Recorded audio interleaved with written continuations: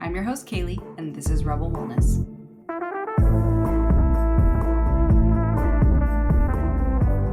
You've just tuned in to Rebel Wellness, the podcast that's here to revolutionize your approach to personal health and well-being. I'm your host, Kaylee, also known as Coach Kales, and I'm thrilled to have you join our Rebel community. In a world that's saturated with fleeting diet trends and unrealistic beauty standards, we believe it's time for serious change. Our mission is simple yet profound: to empower women like you to break free from the confines of today's diet culture and embrace a holistic approach to health that's sustainable for the long haul. If you're like me, you're here to embrace the concept that true well-being encompasses every facet of your life: mind, body, and soul. Rebels believe in aligning our journey with our individual needs and values because a one-size-fits-all approach just simply doesn't cut it anymore. This podcast is your safe space to explore the depths of wellness, guided by myself, experts, real-life stories, and genuine commitment to your growth. You're here to begin your transformative journey, and it's time to discover your own version of balance in your health. Every week, when you tune into Rebel Wellness, we'll learn, grow, and rebel against the polarizing, outdated norms to finally achieve lasting vitality and joy. Because that sounds pretty great, right? Your journey starts now, and I am so excited that you're here.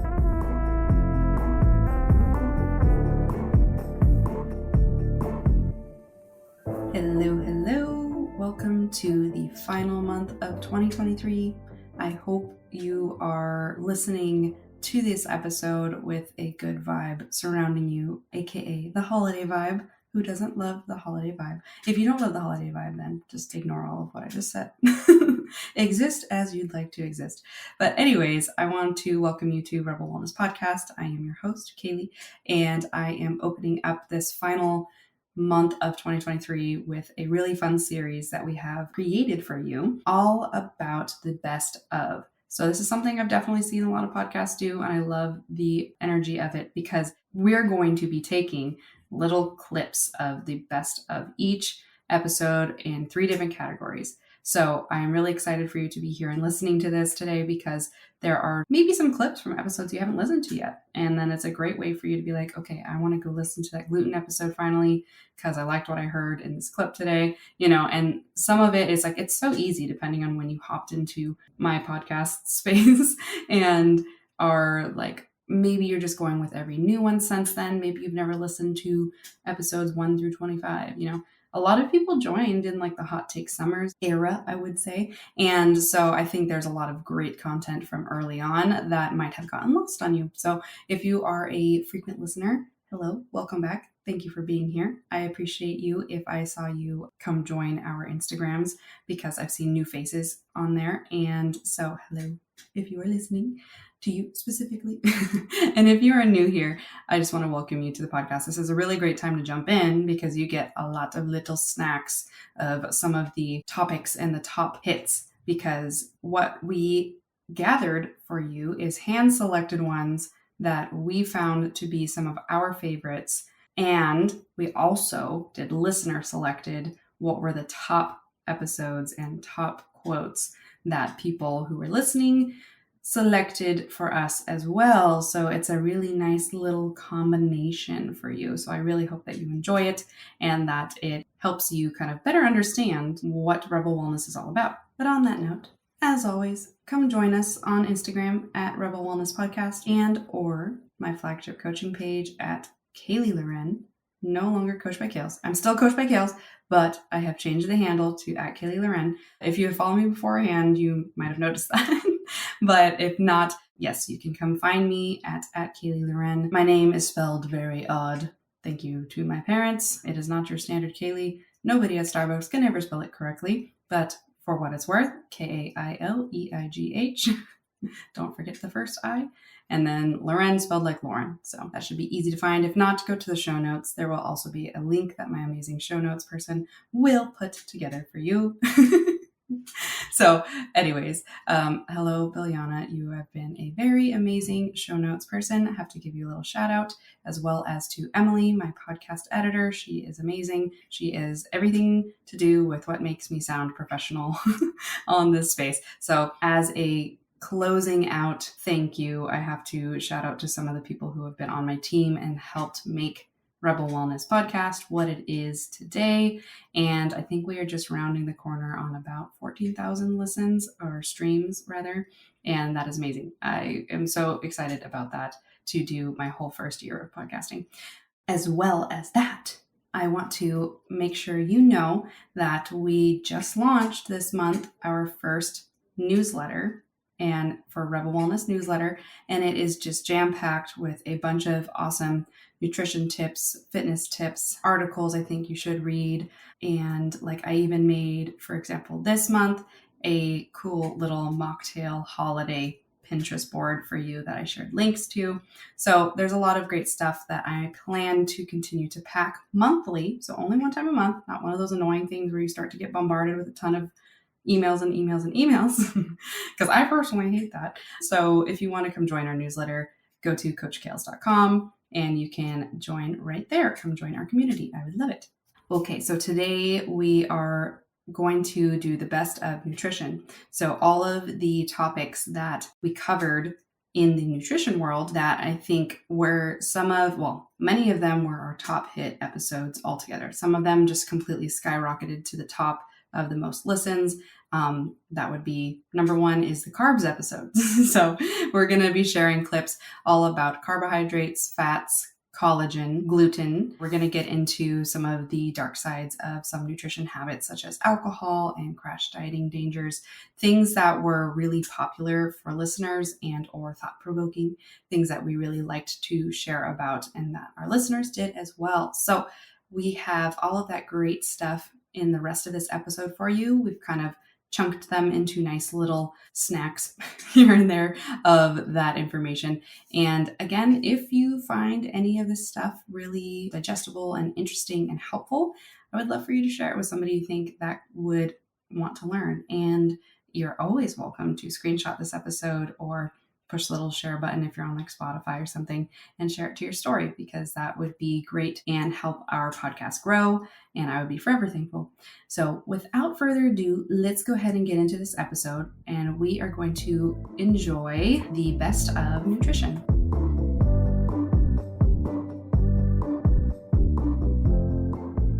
And this is sometimes too why you hear weightlifters consuming intra-workout carb drinks. And that is something people are trying to maintain their energy, power, and overall output throughout their entire workout by consuming carbs simultaneously while utilizing the glucose. And so when it comes to carbohydrate consumption, I usually recommend following an 80-20 or a 70-30 as far as complex carbs in the higher percentage of most of what you eat every day and every week, in comparison to simple carbs. So oftentimes the standard American diet is the opposite. It's usually 80 to 90% simple carbs and very small amounts of complex carbs. So if you flip that ratio, it will be a game changer for how your body reacts to carbs. So it's really, really key to understand that concept, because all carbs are not made the same. This is a common myth that is why I did actually a myth episode on carbs make you fat. But because it's very different, or very important to distinguish complex versus simple. So complex carbs consumed dominantly can look like something like a paleo diet, because a paleo diet involves carbs very adequately, if not in more excess, in every meal, but it's the source of the carbs that matter. So no, a carb is not just a carb. It's either a complex carb or a simple carb. So a quick list of some of the healthier sources of carbs, if that's something you're wondering, would be anything in the category of fruits, such as berries, apples, bananas, oranges, etc. Berries have the most fiber involved, so I tend to recommend berries daily, especially also because of the antioxidants. But vegetables such as broccoli, spinach, sweet potatoes, carrots, etc. Legumes, lentils, chickpeas, black beans, kidney beans, whole grains that include brown rice, quinoa, rolled oats, and even sprouted wheat can count in that category. And dairy products that involve milk and yogurt because they have a naturally higher occurring amount of carbs because of the lactose. It's something that if you hear people say they're lactose intolerant, such as moi, we don't create genetically lactase, which a lot of people, especially people who come from backgrounds that were in like Nordic regions or any region that consumed dairy more frequently, those people's genetics tend to come with a better production of lactase, the enzyme that breaks down lactose. However, people like me who have Japanese and Filipino backgrounds, we didn't come across lactose as frequently because we didn't utilize cattle and other kind of dairy producing animals, which I believe is only cows. Thus, we can't break down lactose without taking either a lactase enzyme or consuming something like probiotics in our yogurt, naturally occurring probiotics, that those bugs actually eat the lactose. That's what they grow from and thrive from. So those are items that you can actually consume the dairy if you are somebody like me who's lactose intolerant because the lactose is removed. Or for those who want to consume a whey protein powder for its benefits for their health, for muscle building or muscle maintenance, you would err towards whey isolate protein or whey hydrolysate protein, which those are the most processed version of whey protein to purify it and remove the lactose from it. So it is one of the quicker sources of protein that gets into your system, and it would remove the lactose. But again, those whey proteins are more of a protein powder, not a carb. Any of the other whey, like whey concentrate, that does include a lot more carbohydrates that naturally occur in the milk. And so you can get a good source of carbs should your body digest it well. So just be aware of that. Not all necessarily whey protein the same. Whey can be in different forms. So if you are somebody who tends to struggle with incorporating more complex carbohydrates into your diet, I'm going to give you a couple of ideas of things to think about to do that more frequently. And it is also important to know that you will probably have somewhat of an addictive reaction to simple carbohydrates, especially if you've been consuming them dominantly for multitude of weeks, months, years, because the structure is so simple and gets into your bloodstream so quickly, it's easy for your body to kind of get quote unquote addicted to the sugars.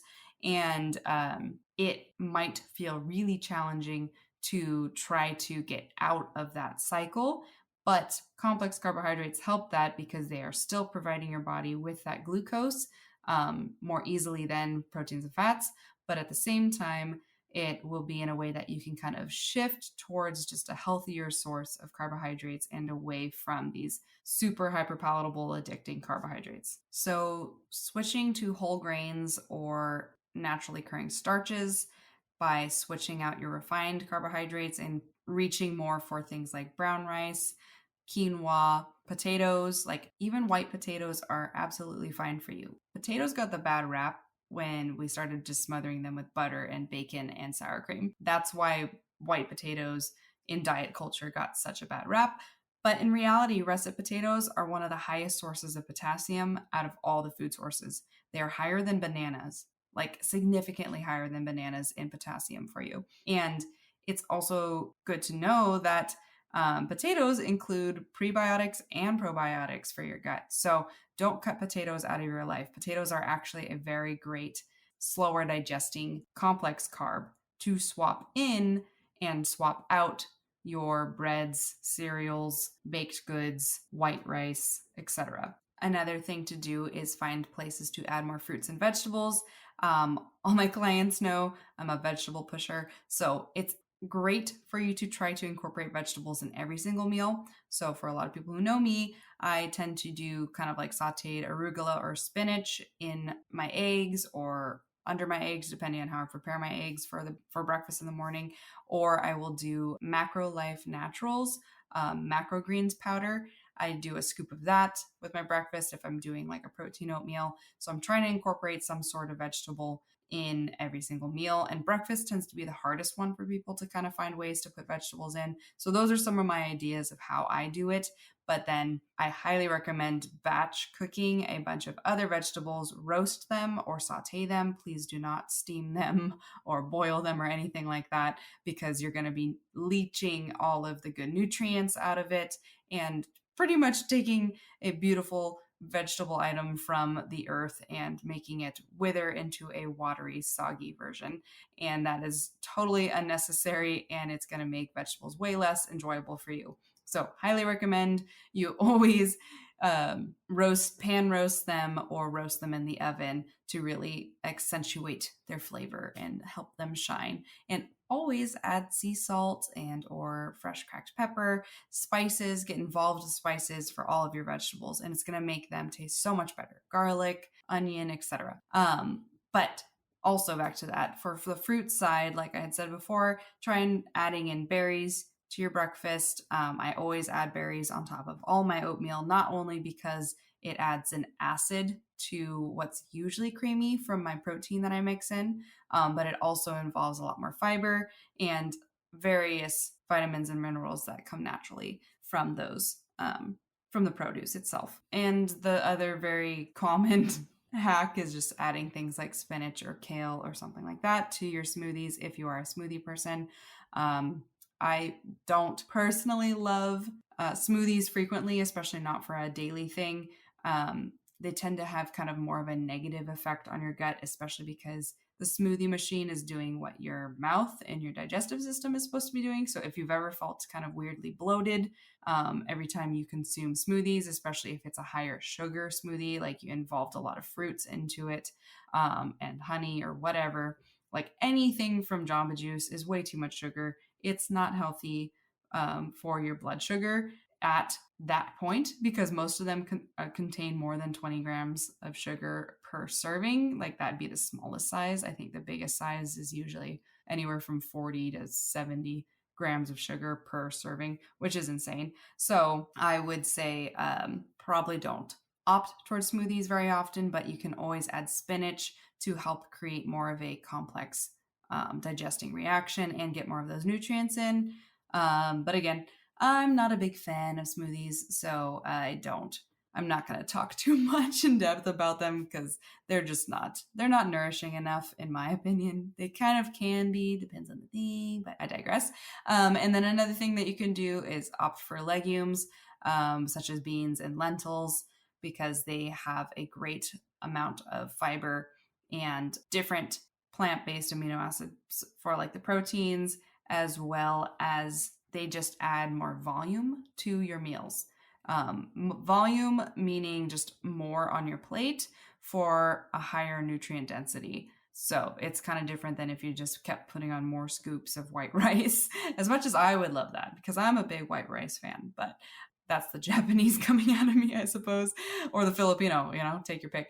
But that's a good way to incorporate more protein and minerals, is by throwing lentils or beans into your salads, your soups, or whatnot. And if you're somebody who's a frequent soda drinker or sugary Starbucks, or for everybody in the Pacific Northwest drinks Dutch Brothers, if you're somebody who frequents anything daily where you're drinking a lot of your simple carbohydrates, it's probably one of the easiest ways to improve your blood sugar balance and your health overall, is literally removing that drink altogether, whether you have to wean it down or change your order. For example, Starbucks, because their app, I highly recommend you download that app, and you can always order your food, or at least look at the nutrition labels from the app, because they've got all of their menu items on there, and it's really easy for you to just adjust something. So you'd be amazed at how many of their drinks involve like 3 pumps of their sweetener. I think almost anything that is a tall is 3 pumps of their sweetener. Anything that's a grande is 4 pumps. Anything that's a venti is going to be like 5 to 6 pumps, and so on. And that is a lot of grams of sugar. Even if you're getting the sugar-free, it's just a lot of sweet chemical. And I'm not going to really talk about the difference between sugar-free things and actual sugar things. Obviously, sugar-free does not technically have carbohydrates in them.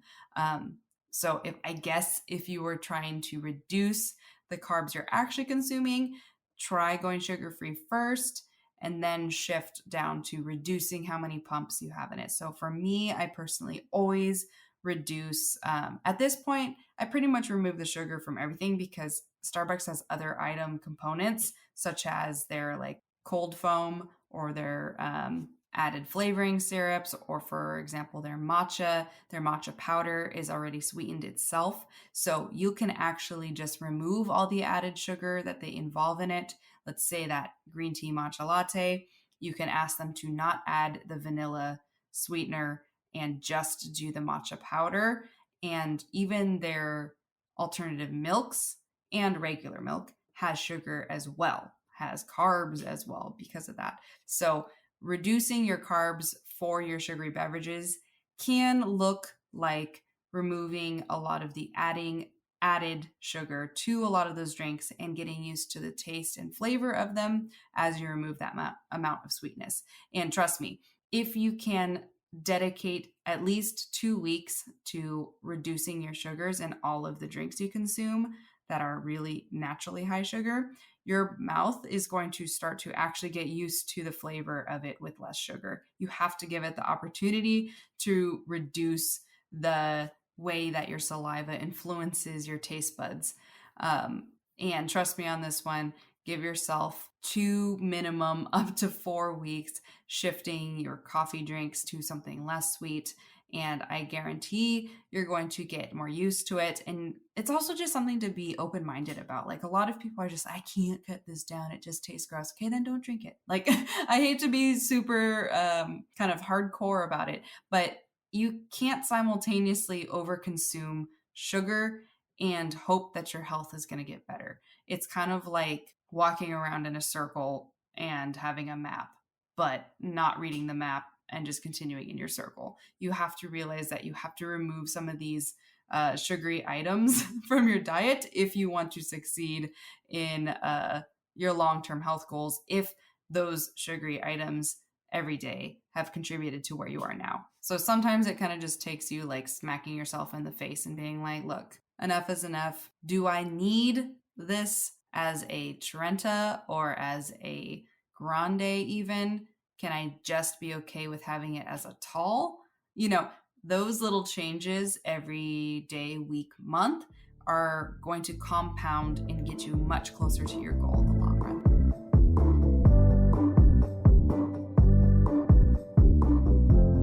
So there are 4 major different types of fats, and they all impact our health in one way or the other.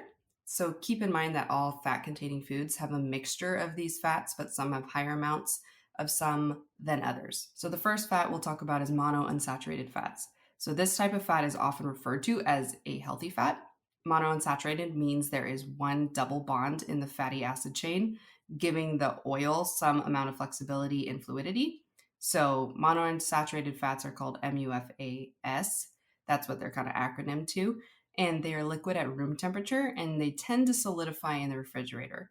So monounsaturated fat is the least controversial of all the fats, and it's likely protective against diseases like heart disease, diabetes, hypertension, and even certain cancers. A higher proportion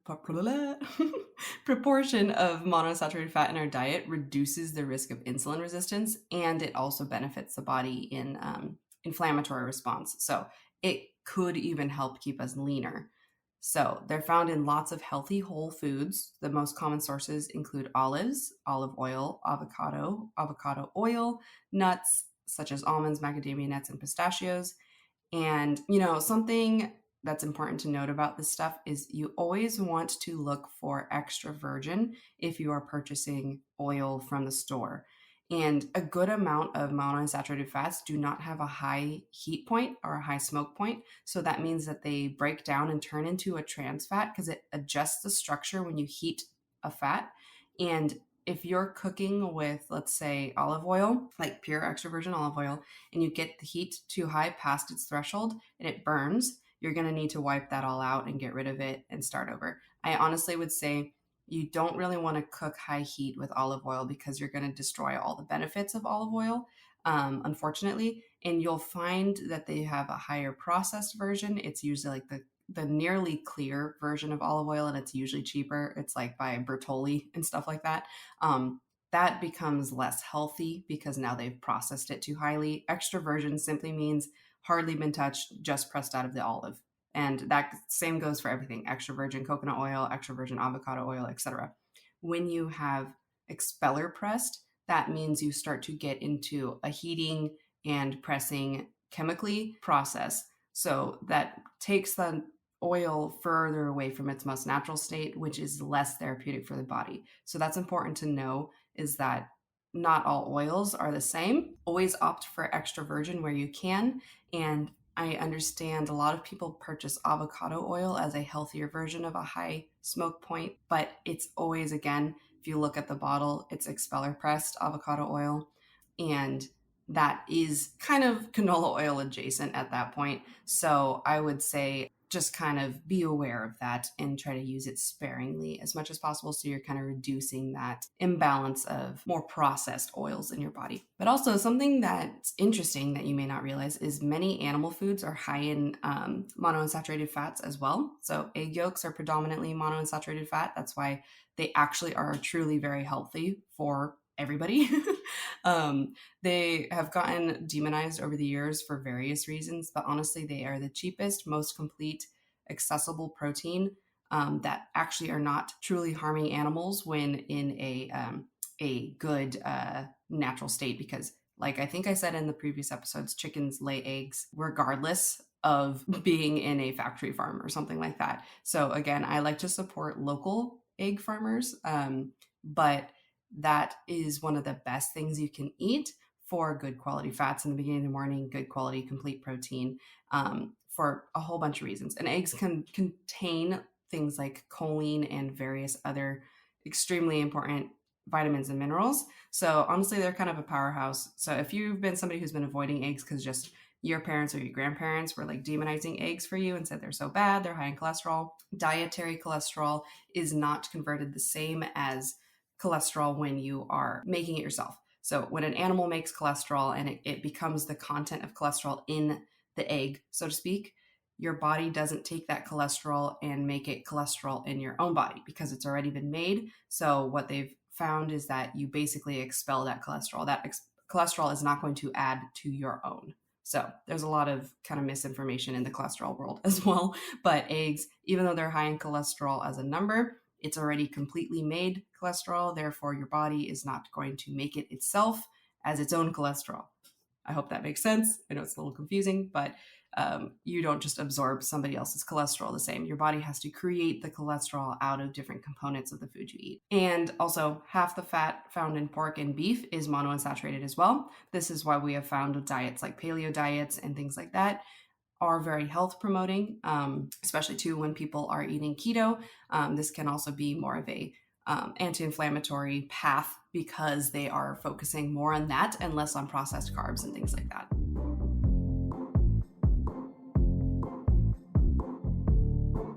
Okay, so let's talk about saturated fat. This is also another one that's kind of misunderstood. So saturated fat has all the single bonds in its fatty acid chain, making it more rigid and structured than other types of fats. That's why these fats are solid at room temperature. It's commonly called a bad fat and gotten bad rap over the years, thanks to poorly executed research and industry influence over the past few decades. But the truth is, like, there's very little evidence, especially AKA scientific evidence, that saturated fat in moderate amounts has any negative impact on our health. This is a fact. Unfortunately, I don't know exactly what they are benefiting from making saturated fat so repelling people from it so intensely, but evidence published in 2017 shows that saturated fat intake is not associated with cardiovascular disease or stroke. And 7 other review papers have found the similar results in modern science. Therefore, I think we've been misinformed for a long time, or again, poorly executed research, which is very common in the food industry because people pay for people to put out these things to sway the masses into eating their other products. That's just the history of big food, unfortunately. So, saturated fats play an essential structural role in the body, especially the structure of cell membranes. This is really, really important because certain saturated fatty acids even show benefits for energy metabolism, immunity, intestinal health, and metabolic health. So, many of these fats are found in animal foods and contain fat soluble vitamins, which is A, D, E, and K. If you don't consume a fat with those vitamins, like if you're taking a daily multivitamin and you're not consuming enough fat with it, your body cannot absorb it. It is fat soluble, meaning that it needs that fat to be utilized in the body. So, avoiding saturated fats entirely makes it challenging to get adequate amounts of all three of these nutrients from our food, and they are essential nutrients. Our body needs them as cofactors for specific systems in our body to work properly. And I will point towards the fact that there was a recent coconut oil scare in the headlines, and much of this position by the AHA is based on outdated guidelines for saturated fat intake. So, coconut oil is not a dangerous food, especially, like I said, extra virgin coconut oil, its most low processed form, but it's also not like a magic cure all. So, again, this is where that moderation and understanding the food you're eating and why is very important. But I remember when this study came out, and I remember reading a very specific study done on isolated tribes in the Amazon who consume high saturated fat diets because they consume animal proteins and coconuts, because coconuts is one of their main fat sources, and they had zero occurrence of heart disease. So that was kind of a very specific controlled situation where somebody lived their entire life consuming a high saturated fat diet and didn't have heart disease. Therefore, what do we also consume in our diets that does contribute to our heart disease problem? Cough, cough, carbs and processed things, cough, and seed oils. But that's kind of a good way to understand that no, it's not the coconut oil or the saturated fat. It is obviously something else that is going on in our specific kind of culture and environment to that extent. So that's important to note that there are so many different researchers who have spent time learning this and figuring it out. So correlation versus causation for the heart risk disease in the US is not necessarily as straightforward as don't eat coconut oil, it's making you have heart disease. No, that is really not what's giving people heart disease. So with that said, the majority of the population can consume saturated fat as a significant proportion of their fat intake and not experience an increase in chronic disease risk. That is a fact, especially if you're managing your processed foods, your sugar intake, etc. But there is a small subset of the population who may benefit from a reduction in saturated fat intake. There are certain genetic factors that affect the way the body processes saturated fats. And for some people, a higher saturated fat diet intake raises their LDL cholesterol and it might increase their weight. So if that's a case for somebody, if they have noticed that happen to them, it's worth doing some genetic analysis if you're seeing significant weight gain or extremely elevated LDL on a diet that's higher in saturated fat. But again, very small subset of the population. So foods that are higher in saturated fat, aside from what I had already mentioned to you, is beef, lamb, pork, dairy products like butter and cheese. And for butter, I always usually recommend going for that grass-fed version because there is significant difference in how much omega-3s and other good quality nutrients are in grass-fed milk from cows versus standard. But consuming these foods regularly for most healthy people, there is no need to fear these foods in your diets. They are actually usually more health promoting than anything that's adjusted low fat, low carb. And as long as they're in their most natural state, like I mentioned before, we don't actually have any significant unbiased emphasis on unbiased evidence otherwise. So that hopefully should bring you some assurance that all of those foods actually don't have any evidence saying that they are bad for you to consume relatively regularly if you're a healthy adult. So do remember, a lot of the evidence or science that you'll Google and find online was if you find out who funded it, you're going to find out that it was big corporations who funded it. And the results were from small group studies or anecdotal extremist hearsay by somebody who wrote a book and cultivated a following. So they brought this big blog into a good presence. And so they've got all these people drinking their Kool-Aid just so they can keep making money off of selling their very specific extreme diet plan. And that does not mean that it is good for you. A lot of people say like, well, if it's working for a lot of people, we don't actually know, because most of the time, if you would say if something is working for somebody, you cannot gauge it by are they losing weight. That is a toxic old thought process that if you lose weight, you must be getting healthier. Those are both not an equation of A plus B equals C. That is completely wrong, because I've seen a lot of people get leaner because their gut health is wrong. They're sick. They're reducing an entire macronutrient from their body, and their body is going into its reserves and it's dying, literally.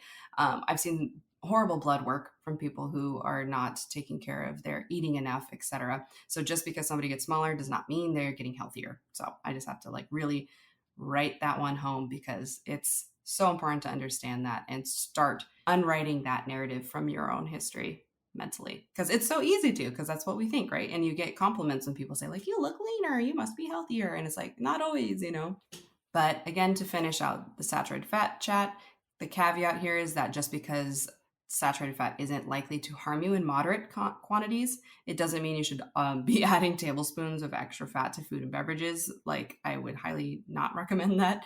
But the evidence supports consuming saturated fats as part of a balanced diet, including a variety of other fats and nutrients, can be very health promoted. And eating tons of like isolated saturated fats like coconut oil and butter in your food probably won't benefit your waistline, just because still it's a calorie surplus potentially. So just be aware of that. Okay, moving into polyunsaturated fat. This is one of the more confusing and complicated fats. We refer to them, you might see them all over if you're on like Health Talk or Nutrition Talk, Instagram, etc. PUFAS. So they contain 2 or more single bonds in their fatty acid chains, keeping them fluid even at cold temperatures, aka like canola oil, grapeseed oil, etc. The 2 most commonly discussed PUFAS are omega-6 and omega-3 fatty acids. So omega-6 fats are found primarily in nuts and seed oils and grain-fed animal fats. And omega-3s are found in fatty fish, certain nuts and seeds, grass-fed animal fats, like I said about the grass-fed butter, the grass-fed milk from cows, and egg yolks. So these single bonds also make these fats more susceptible to oxidative damage when exposed to heat, light, or oxygen, which is why they kind of can smell rancid when they go bad. And once they get oxidized, they become inflammatory and toxic to the body. So this is why a high consumption of polyunsaturated fats is associated with chronic diseases like cardiovascular disease, obesity, inflammatory bowel disease, rheumatoid arthritis, and Alzheimer's, actually, even. Eating fatty fish, grass-fed meats, egg yolks, and moderate amounts of whole nuts and seeds is likely fine, but using polyunsaturated fat-rich oils to cook with may lead to increased inflammatory risk. So I would avoid different oils like industrial seed oils like canola, corn oil, soybean oil, margarine, grapeseed oil. Basically, if it comes from a seed, it has to be highly processed out of that seed, because that is not a natural oil source. Nuts are a natural oil source. Seeds are not. They are not the same. So do know that the higher process something has to get an oil out, historically, the body has never been able to do that before, right? So we can't eat things that have been made to be magically in oil. And canola oil, fun fact, was first created to be an industrial lubricant. And so then they discovered, oh, it's actually relatively safe for humans to consume. But it's very high in omega-6s, and their stupid packaging that says heart healthy is not true. It's very misleading. There's so many packaging things. I need to go through all of those for you guys too, so you can learn about that. But canola oil is not heart healthy, and it is not good for you in that sense. So it's literally an industrial lubricant. So I would say avoid industrial seed oils as much as you can, because there aren't very many health benefits ever from them. They are artificial because they have to be processed highly out of a plant or a seed, and those do not create oils naturally. What creates oils naturally are grass-fed meats, fish, and eggs, nuts, etc. So why can't I use collagen protein for my daily protein intake? And with everything I have said so far about the structure and nothing more than just physiology in mind, a food is considered complete if it contains those 9 essential amino acids. and it has to be in adequate amounts.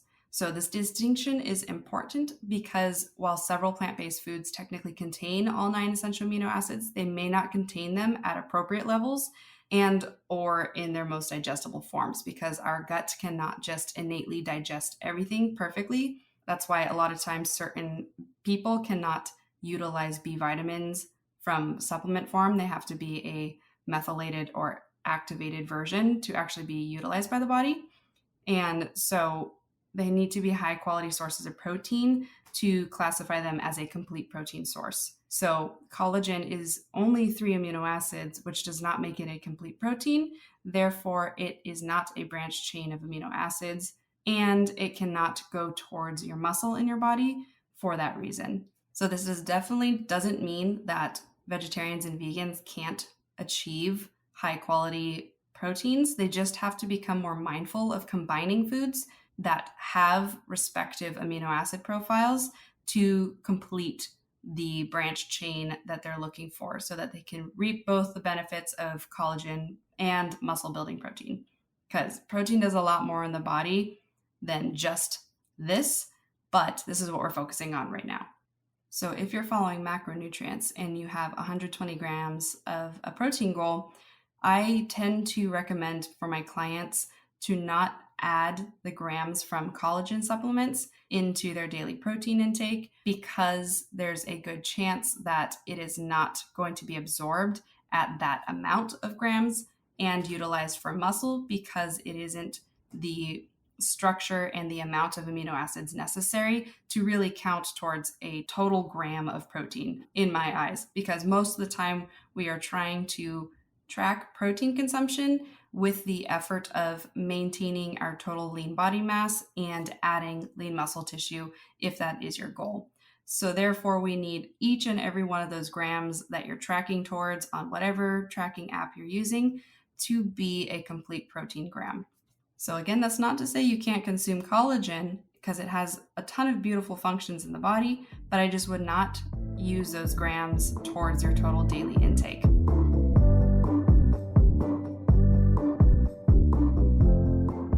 Yes, there's a lot of chemicals on all foods, but since we do know and have hard evidence that glyphosate is negative for the human body, could point towards other issues for our babies and things like that, including autism, we really want to make sure that we're taking care of ourselves and reducing it as much as possible. So that brings me to kind of my hot take, more so on gluten. It's really important to understand that you always get a choice on what you consume. You don't have to be team gluten, team not gluten. You don't have to be black or white about it. My approach is reduce it, maybe cut it out for several weeks, reintroduce it, see how your body reacts. Do you get bloated? Do you get brain fog? Do you get inflammation that you can feel, like swelling joints or puffy face? And do you maybe get sick? Maybe you get barfy, maybe you get headaches. Those are all signs that you're intolerant to gluten and or the chemicals used in gluten, or gluten products rather. And if that is you, also acne is one of them for sure. If you are getting reactions when you reintroduce gluten products, you may want to explore an 80 or 90% gluten-free life. Oh my gosh, I could never do that. You might be thinking that, my best advice for anyone who thinks that there's no way I could cut out gluten. I love pizza, I love bread, I love whatever, I do too. I freaking do too. But I actually have just found that reducing my consumption of it overall not only helps my body composition and my energy and my overall physical health, it also makes it a little more special on the times that I do indulge in pizza and things like that. We do have to remember that a lot of food items that are like commonplace these days are actually still treats. So not just in the sense of sugar, because like obviously an ice cream sundae or something is for sure a treat, but so is pizza, and so is anything that is a burger. Those are treat meals because they're so high in so many different macronutrients. Like they're high in fat, they're high in carb, oftentimes very low in protein still, which is why it's kind of a red flag. And that's how I kind of differentiate treats from meals, is if the protein is like incomparable to the amounts of carbs and fats involved in it, it's probably a treat. And that's a good little rule of thumb for you. If you are looking at a label and the carbs are 75 grams for a serving and the fats are like 40 or 30 grams of fat and the protein's like 12 grams, not a good source of protein and a very high source of carbs and fat. And something to understand too, if you haven't listened to any of the macro series, episodes 19 through 22, or any of the other episodes where I've talked about this, when you're over consuming carbs and fat are your energy nutrients. And so they get stored. They will always be stored as fat if they're in excess and you don't burn them with your activity in the next couple days. Thus, if you're over consuming those, or you're frequently eating burgers, or you're frequently eating burritos, or any of these items that tend to not have very good sources of protein to balance out the carbs and fat, you're most likely storing fat or not able to burn fat at all. And a lot of those items contain gluten. So you're also getting a double whammy of too much nutrients or too much macronutrients, so aka too much calories. And you're also getting inflammation and other potential gut issues from the gluten itself. So that's where we tend to see a lot of people stay in this kind of stuck inflammatory and caloric surplus state, because it's not very productive of good health, unfortunately. And I would define things that are productive of good health as being good quality whole food sources with high amounts of good quality protein and fiber, as well as good natural fats in every meal that nourish you. You want to think of your food as nourishment and fuel, not as just the next thing to eat to get by, because that's going to give you a body that's just getting by.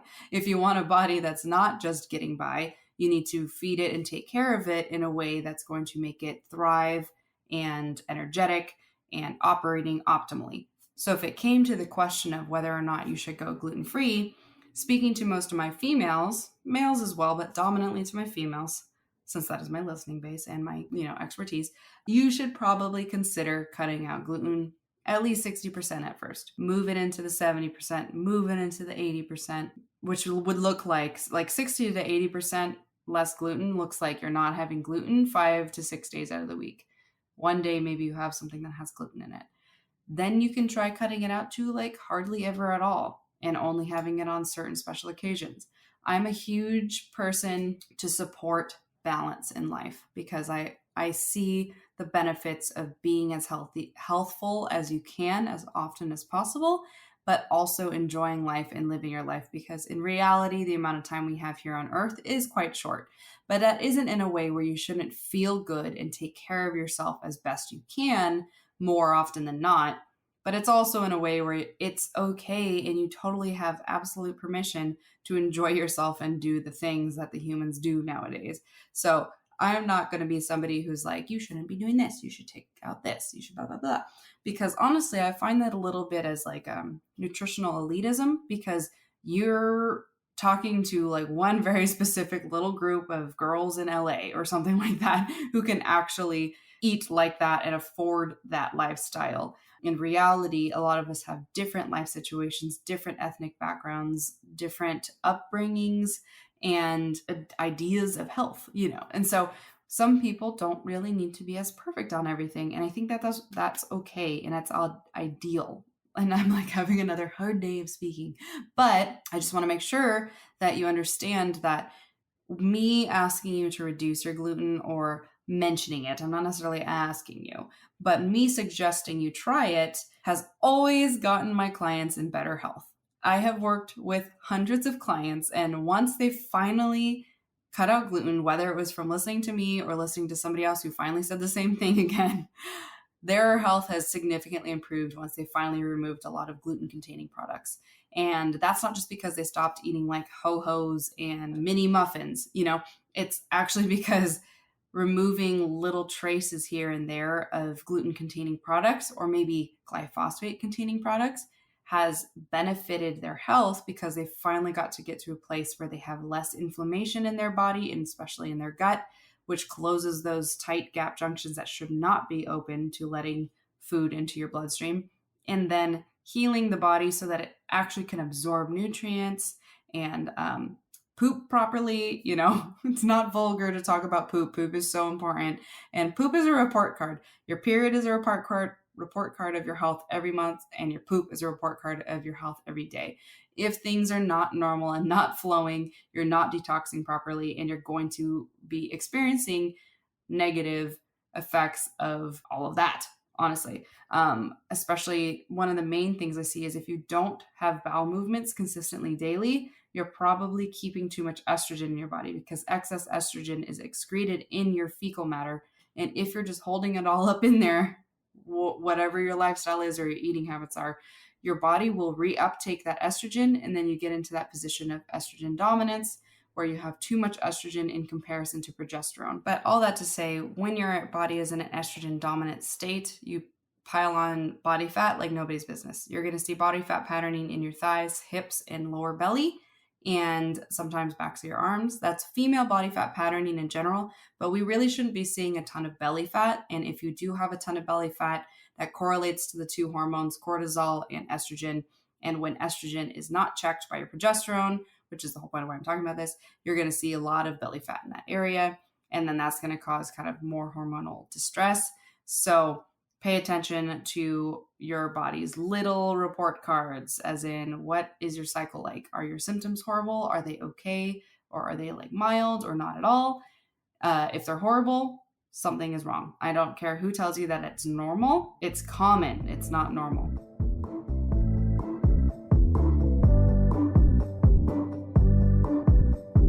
Okay, so the next topic is on water fasting. And it's been lately getting like a lot more attention based off of leading to rapid weight loss and detoxification effects. So I'm kind of following the juice cleansing with this one, because it's another version of some people's understanding of trying to biohack or something like that with their health, when in reality, it's not always necessary. It's important to note that a huge reason people are kind of fascinated with fasting is that the body is actually very good at taking care of itself when it's in an unfed state. So fasting literally just means unfed. So you don't have food still chilling in your body. So it's at least after like 4 or 5 hours of eating, your body should be completely done digesting and be completely in an unfed state. So fasting, sometimes, like I've had the previous episode on intermittent fasting, where you eat in certain windows. And water fasting is actually you just remove food altogether for a period of time. And the thing that's really interesting about this topic is that I don't want to go into too deeply, because I don't think hardly anybody should be doing this, mostly for the fact, especially for females, because we require food more consistently daily than men, because our body system is so concerned with protecting and keep, at least for the premenopausal women, I'll preface that, it's so concerned with protecting us from being in an unfertile state.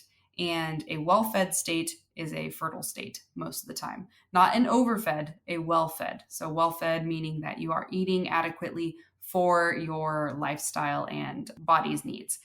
So with that said, water fasting, if you're removing food from your diet and you're only able to drink water, I don't think anyone should do this without being A, checked by a medical professional, and B, they should probably be doing it under medical supervision as well, because removing food from your diet can make you lose a lot of your essential nutrients and such, especially depending on how long you do it for.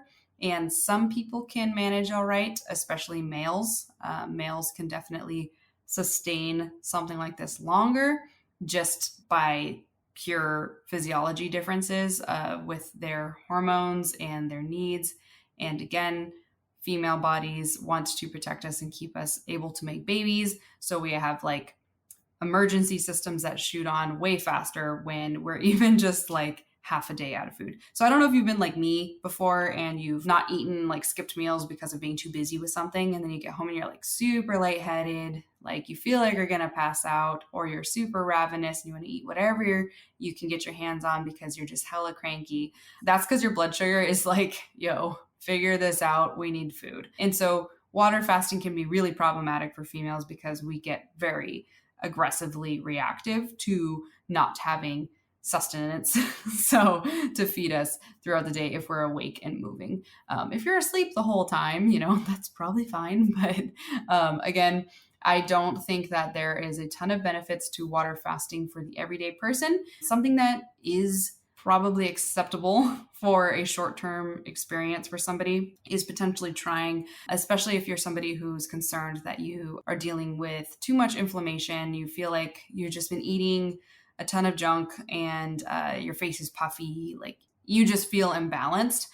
You could benefit from doing basically like one big meal in a day with a ton of water and like give yourself just one day where you do that, but not weekly or anything like that, just like a one-time reset. I have seen that help people before.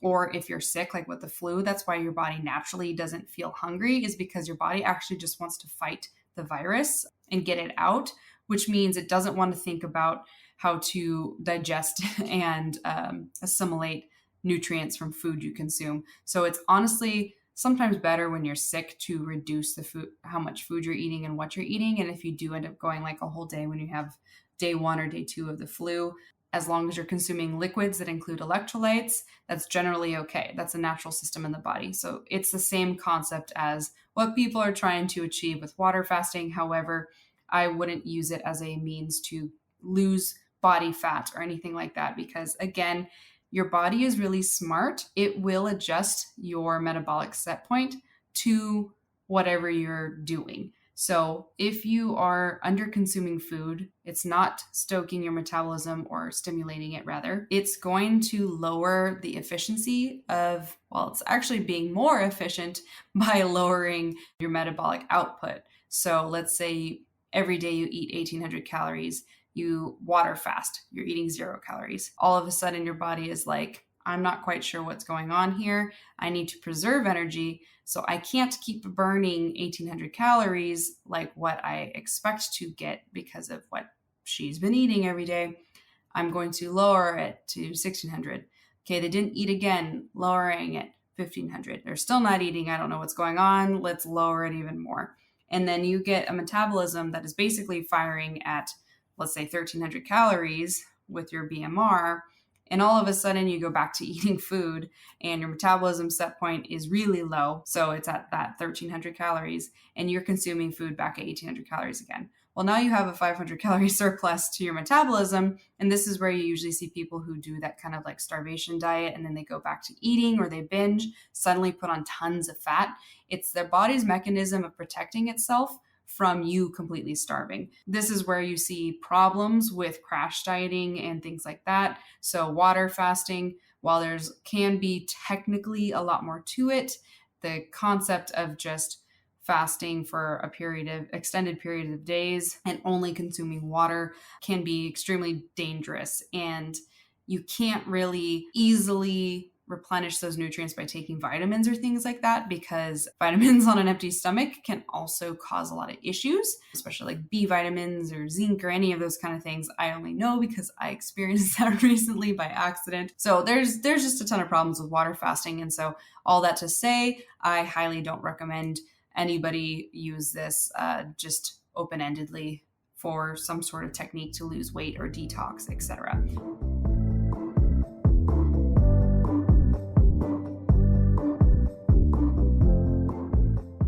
Some of the most common questions that I get is, can I have alcohol alongside a fat loss program? How much can I drink when I'm in a fat loss program?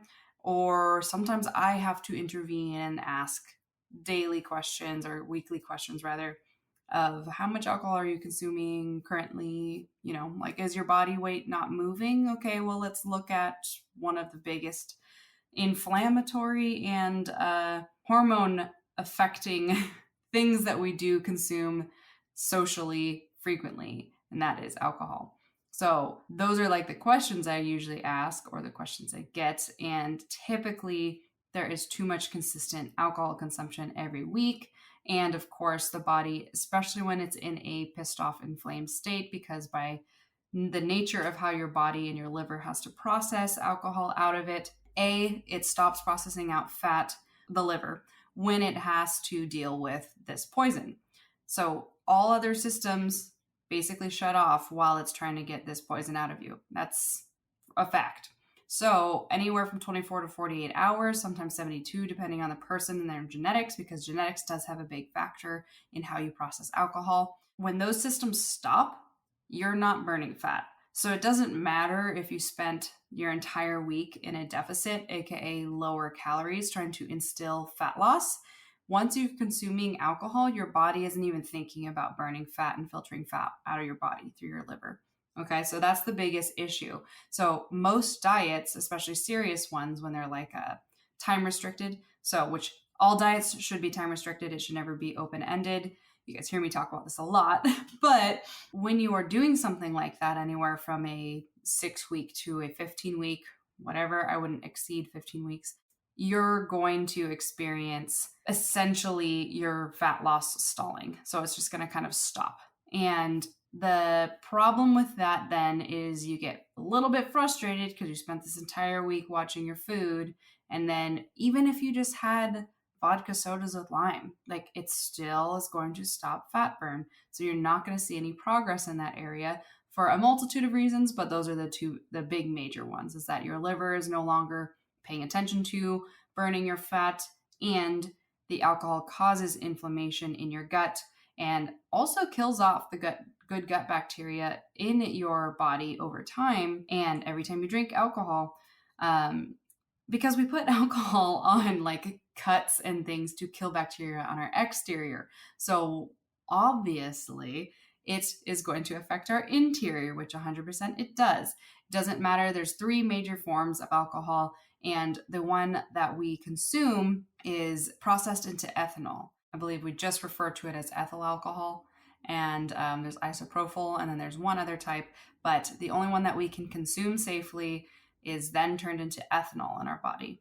And so it's important to understand that that form of alcohol still affects the bacteria in our gut. That's why in like old-timey times, people would get cut, and if they had like some bottle of moonshine basically on them, they would pour it on the cut to try to kill any bacteria that could cause infection. So it's definitely also important to understand that factor, because when your gut bacteria over time is affected negatively by consuming too much alcohol too frequently, it creates inevitably imbalances in your gut that does tend to lead to leaky gut, which is also one of the major contributors why a lot of people nowadays have leaky gut, aka the cell walls in your intestines are so inflamed that they create gaps in the junctions, and then particles of food and bacteria from your gut that is not supposed to go into your bloodstream goes into your bloodstream. And this can lead to a whole multitude of things, including autoimmune diseases, such as like autoimmune thyroid. So we want to make sure that we don't encourage that, right? So I'll usually tell a lot of my clients, like, if you're going to go into a dieting phase, it's no alcohol. All bets are off, no alcohol. Because even if you can get away with some alcohol, which I'm going to talk about that in a moment, you still want to put your body in the best position that all that friggin' effort you're putting into your fitness and your deficit following your calories or your food, you don't want to put that to waste simply by just having one drink on the weekend for something in a temporary span. Okay. So again, this isn't saying you should have no alcohol forever. It's only if you're in a time limited deficit. So a diet that is only a certain amount of weeks. If you can give up alcohol for those 12 to 15 weeks, you're going to put yourself in a very good position to actually have long-lasting body recomposition in comparison to if you don't. So I would say the biggest nutritional sabotager of all my female clients, even my males, but less my males, they're a lot more like hardy, I would say, when it comes to fat loss because they've got so much more testosterone.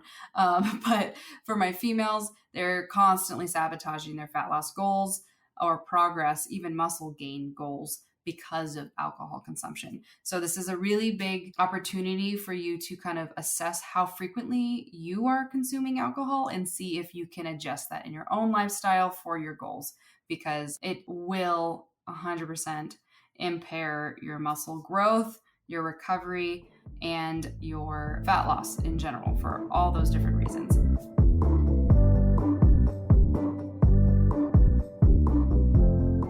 All right, Rebel, that was the end of our Best of 2023 Nutrition episode.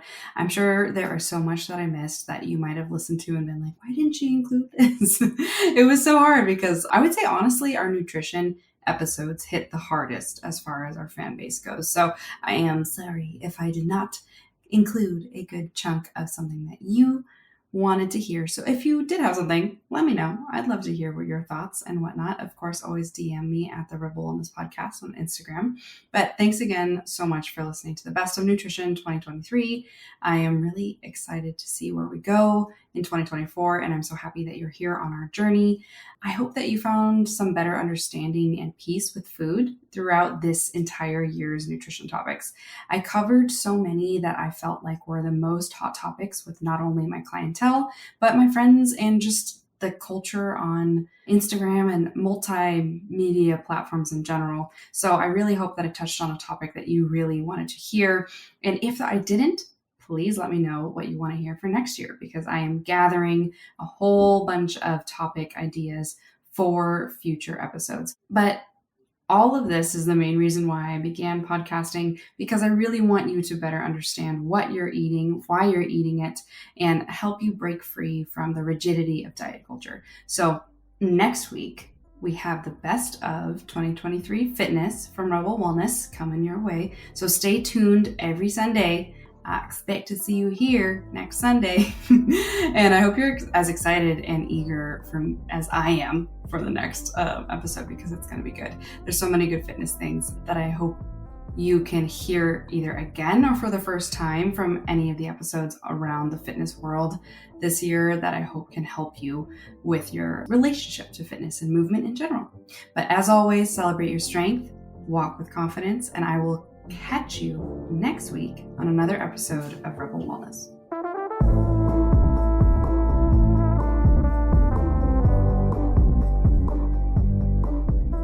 If you are still listening, thank you for tuning in to our latest episode of Rebel Wellness. If you've been enjoying our conversations around health, fitness, and wellness, I have some exciting news for you. So if you would love to join our newsletter group, you can join us on coachkales.com, or you can join my Stan store at stan.store/Kales, Kailes. And that's an awesome opportunity for you to snag some freebies that I've created, including a macro hack grocery list that is going to help you kind of design a custom grocery list, especially for following macronutrients, because as you know, if you didn't listen to my Macros in May series, I would go back to those episodes, because it has been a game changer for so many of our listeners for getting more on top of how to shape their physique and their health goals with the food they're eating. So don't sleep on that. Go get your free download, STAN, like Stan the man, stan.store/Kales, and you can also join our newsletter from that. And if you would like to reach out to me, chat, maybe work together, you can also contact me through my website, coachkales.com. And I would absolutely love you to join our Rebel Wellness Podcast Instagram, which is at Rebel Wellness Podcast. And you can also join my flagship coaching page at Coach by Kales. That's where it all began. That's where I share the most kind of custom to what I work on specifically with my clients on that page. So join that one. It's all feminine wellness focused, and I share some great stuff, some goofy stuff, things that you just don't want to miss, as well as healthy recipes and things, and easy recipes, because we all kind of need some easy grab and go things, don't we? So I would love you to join both those pages, as you'll be joining a community of like-minded females who are all committed to living their best lives. So hit that follow button, and I would love if you felt the need to share and rate our podcast. We would love that. Anyways, thanks for listening, and I hope to catch you next Sunday.